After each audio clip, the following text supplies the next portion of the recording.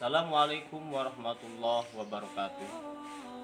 Alhamdulillah, salatu wassalamu ala rasulillah wa ala alihi wa sahbihi wa mawalah wa ba'd. Sahabat ikhwafillah, berjumpa kembali dengan saya Yadi Pamanah Rasa dalam acara Ngopi Ngobrol Penuh Inspirasi. Kali ini kita akan mengkaji tentang Arkanus Shaum, rukun puasa. Setelah kemarin kita mengkaji tentang arti dan hukum melaksanakan ibadah puasa, sekarang kita akan mengkaji rukun puasa. Arkanus Shaum itnani, rukun-rukun puasa atau fardu puasa ada dua. Yang pertama an-niyat, niat. Yang kedua al-imsak, menahan dari segala sesuatu yang membatalkan. Adapun dalil niat menjadi rukun dalam ibadah puasa, sebagaimana sabda Nabi Shallallahu Alaihi Wasallam, innamal a'malu binniyat. Sesungguhnya sahnya amal itu harus disertai dengan niat. Jadi ketika ibadah, salah satunya puasa, tidak memakai niat, maka ibadahnya tidak sah. Adapun niat puasa Ramadan dilaksanakan pada malam hari sebelum terbit fajar. Oleh karena itu ulama kita, kiai kita sering membimbing kita ketika telah melaksanakan ibadah tarawih. Mereka membimbing kita dengan ucapan nawaitu soma godin an adai fardhi sahri ramadhani hadhi sanati fardholillahi ta'ala. Itu pembimbingan yang sebenarnya niat adalah di dalam hati. Kita berniat bahwa besok kita akan melaksanakan ibadah puasa. Jadi niat adalah kesengajaan untuk melaksanakan ibadah yang tempatnya niat adalah di dalam hati. Pertama niat. Yang kedua, rukun puasa adalah al-imsak, menahan dari segala sesuatu yang membatalkan. Jadi ketika kita puasa, kita harus mampu menahan dari segala sesuatu yang membatalkan. Jadi dua rukun puasa, yang pertama niat, yang kedua menahan. Kemudian apa saja yang membatalkan puasa? Kita akan bahas satu persatu.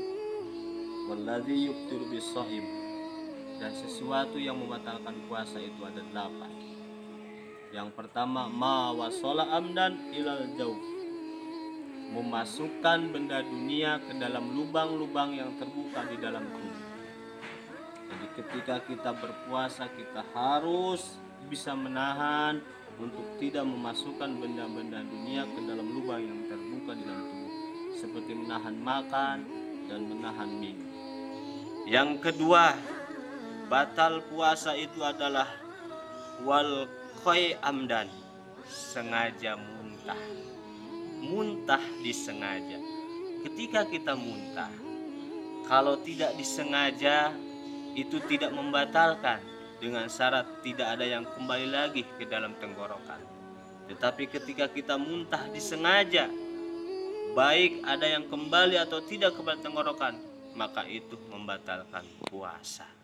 Bagaimana contohnya muntah yang disengaja? Contoh, kalau kita biasanya naik angkot ke Tuparep, mabok, muntah, kemudian kita lagi puasa mau naik angkot, kita tahu bakal muntah, kita naik terus, kemudian sampai di Parep kita muntah, itu muntah disengaja, maka batalah puasanya. Yang ketiga yang membatalkan puasa adalah wal watu amdan bil farji, berhubungan suami istri. Jadi ketika kita berpuasa, kita wajib menahan diri kita untuk tidak berhubungan suami istri.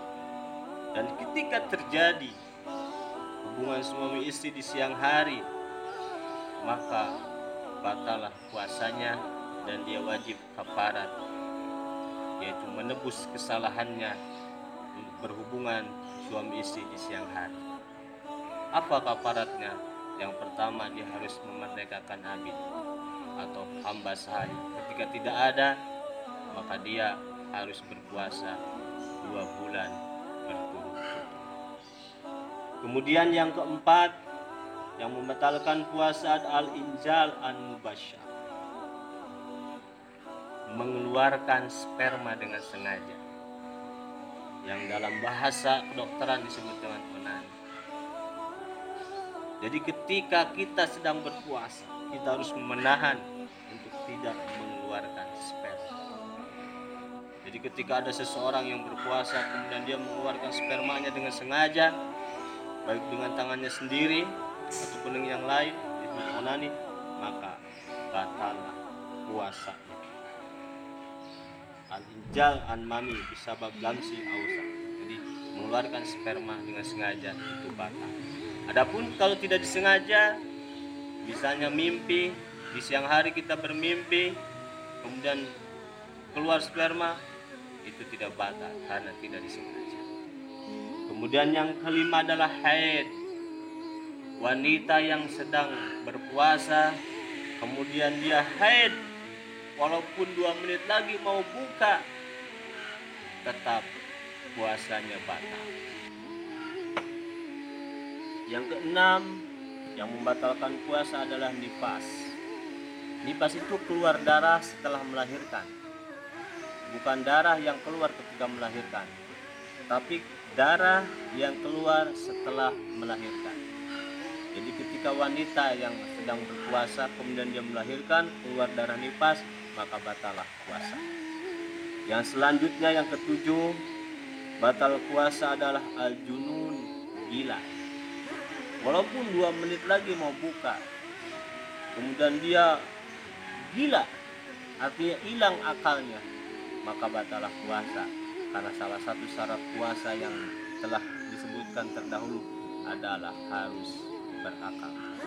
Kemudian yang kedelapan ada ar-riddah, murtad.